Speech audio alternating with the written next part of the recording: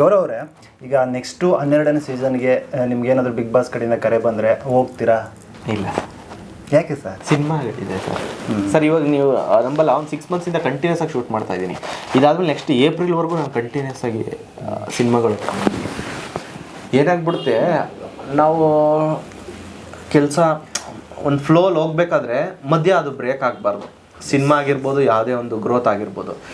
So 3 months ನನಗೆ break ಆದರೆ ಆಚೆ ಬಂದಾಗ ನಾನು ಮೊದಲಿಂದ ಸ್ಟಾರ್ಟ್ ಮಾಡಬೇಕಾಗುತ್ತೆ. ಸೊ ಸಿನಿಮಾ ಅನ್ನೋದು ಹಂಗಾಗುತ್ತೆ. ಸೊ ಹಂಗಾಗಿ ನಾನು ಎಲ್ಲೋ ಒಂದು ಕಡೆ ಸಪೋರ್ಟಿಂಗ್ ಕ್ಯಾರೆಕ್ಟರ್ ಮಾಡ್ಕೊಂಡು, ಫ್ರೆಂಡ್ ಕ್ಯಾರೆಕ್ಟರ್ ಮಾಡ್ಕೊಂಡು ಒಂದೊಂದೇ ಹಂತ ಹತ್ಕೊಂಡು ಹೋಗಬೇಕು ಅಂತ ನಾನು ಪ್ರಯತ್ನ ಪಡ್ತಾ ಇದ್ದೀನಿ. ಸೊ ಈ ಪ್ರಯತ್ನದಲ್ಲಿ ನನಗೆ ಬ್ರೇಕ್ ಬೇಕು ಅಂತ ನನಗೆ ಅನಿಸಿಲ್ಲ.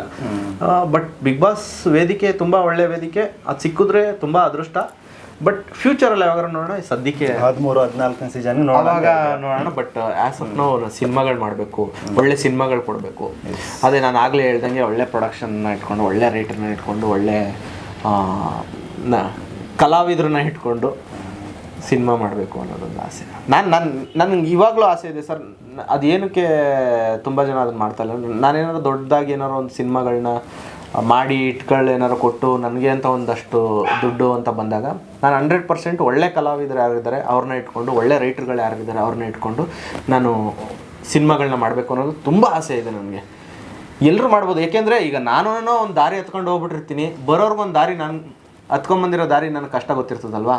ಆ ಕಷ್ಟ ಬರೋರ್ಗೆ ಆಗದೆ ಇರೋ ಥರ ನಾವೇನಾದ್ರು ದಾರಿ ಮಾಡಿಕೊಡ್ಬೇಕಲ್ವಾ. ಅದೊಂದು ನನಗೆ ಆಸೆ ದೊಡ್ಡದಾಗಿದೆ.